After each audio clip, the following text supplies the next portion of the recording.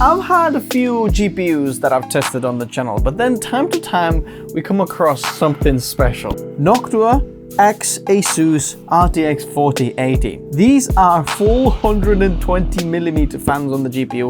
They did this on the 30 series. Now let's check out the 40 series. But also let's check out the sponsor of this video.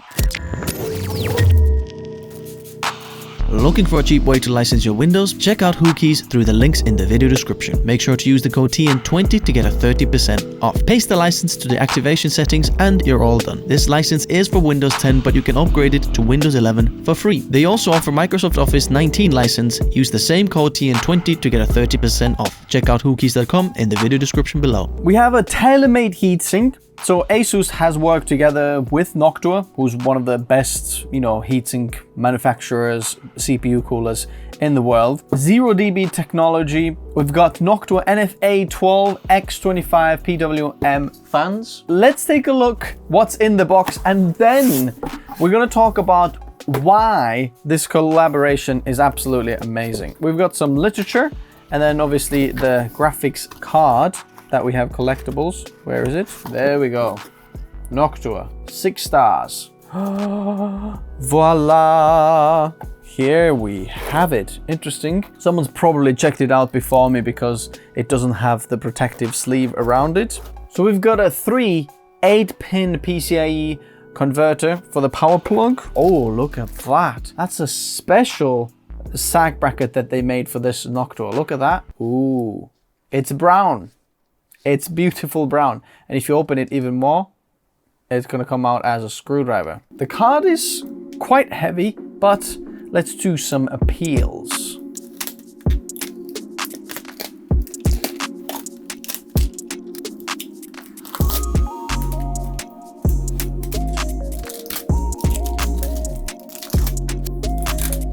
Okay, let's start from the back. As you can see, this is about 3-4 slots thick card. When we talked about 30 series, that looked massive, right? But on the 40 series now, it doesn't look that big at all. In fact, I'm looking at the 4080 and 3080 measurements, and they are exactly the same by the millimeter, which means that Noctua literally didn't increase the size from 3080 to 4080 at all. It's exactly the same size. We do have 2 HDMI ports, but bear in mind you can still actually have 4 monitors in there.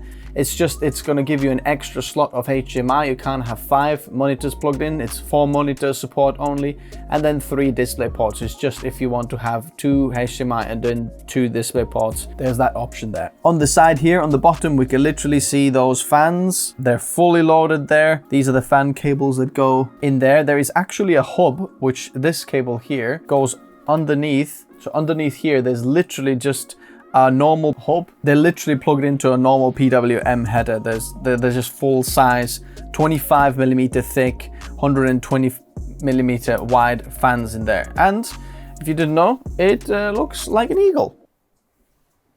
But the back is slightly different. The pass-through is slightly bigger than what we had on the 30 series. And then we have a quiet and performance switch. I mean, enough talking, let's plug it in and let's see the actual thermals and quietness of this GPU.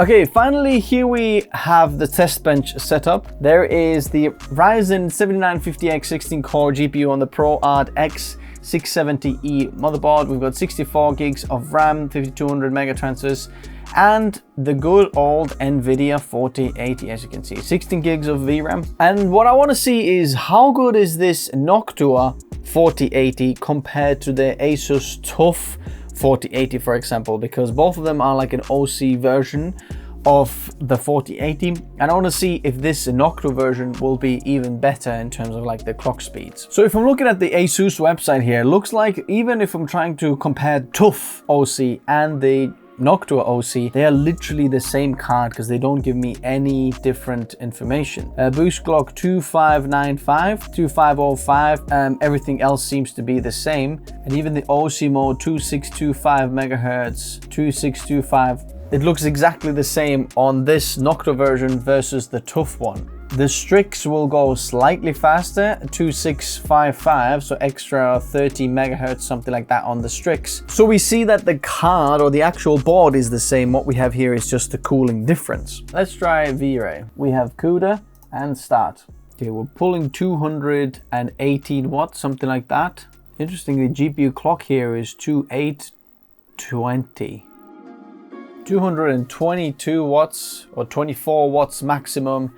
And the fans are like pretty much at idle. We're 55 degrees, it's at maximum, which is ridiculous. Now, interestingly, we got a little bit of a higher score, 2,857 with the TUF we reached. But this one now is 3100, so 300 points, about 10% higher scores. Now, I do have a newer driver of the 4080 Studio version of this one, which might utilize the GPU power and the CUDA cores and clock speeds a little bit better. Now, I'm not going to talk about the full benchmarks of this. I'm going to make a difference of this and then actually going to see if this is any different there. I just want to see if this performs better. See, interesting, the engine clock speeds was 2625 megahertz there, right? And the default is 2595. But if we're looking at the clock speeds here, we're already pushing much more than that. 2825. That's quite a bit faster than what they've advertised. Now we're going to stress test the GPU at Fairmark, and we're going to really see how much power can we push through this GPU now. 313 watts at maximum. Goodness me, those fans are really quiet. I've got 25.2 degrees ambient temperature right now here. We're 63.4 degrees. Okay, I can hear the fans just about there. And here I can hear the PSU fan. I can hear the pump, but I can't hear these fans here. 63.3. Can't get past 63 degrees at the moment. I'm telling you, the card is pretty much silent. At about 2 inches away, I can hear it. 3 inches, I can hear everything else, but not that. In here, from about this distance here, about a foot away, this is completely silent. I've got the afterburner open there. Around 63 degrees, pushing, right? The fan speed is about 62% right now. Let's put it to 72, okay? Okay, the fans are going faster now. You can see clock speeds is going slightly higher as well. And we've dropped about 2 degrees. So this is how much cooling performance is still actually just there. Just lets it run a little bit hotter just to be quiet. And that's the point. Let's try a 90% fan speed. Look at that. We have dropped literally like 2 degrees, something like that. It's dropping even more. GPU fans are going 1,700, something like that. 1,800. And look at that. Our GPU temperature is dropping and dropping and dropping down. 58 degrees. I'd say it's roughly around the same noise as the PSU coil whine and the pump I can hear from the AIO. By having the fans about 100%, look at that, we're dropping to 58 degrees now. Let's see in about a few minutes how low is it gonna go. Okay, we're still pulling about 314 watts, which is about 10 watts more than what we had on the OC TUF version. And we are about 6 degrees colder than what we had it at the maximum peak. Because it's got so much more potential in it, let's see what happens if we turn the power limit to 110%, okay? So right now we're climbing back to that 63 degrees, something like that we were before. But right now, 110% wattage or GPU power. So now we should be pulling roughly around 330. Let's see what happens. Go. Look at that. We instantly boosting 300 megahertz higher. That is a lot higher with just 342 watts pulled from the socket. Wow, GPU clock speed is much faster. 2.1 from about 1.7 to 2.1. Now, this is sustained clock speeds, okay? It's not boosting to that. The boost clock speed is 2.8 or something like that over there. So let's see if we're gonna raise in temperature much more than what we see there. Right now we're 64 degrees, 64.5 we were with the TUF at 305 watts. This is 64.1 is maximum, and we're pulling 343 watts.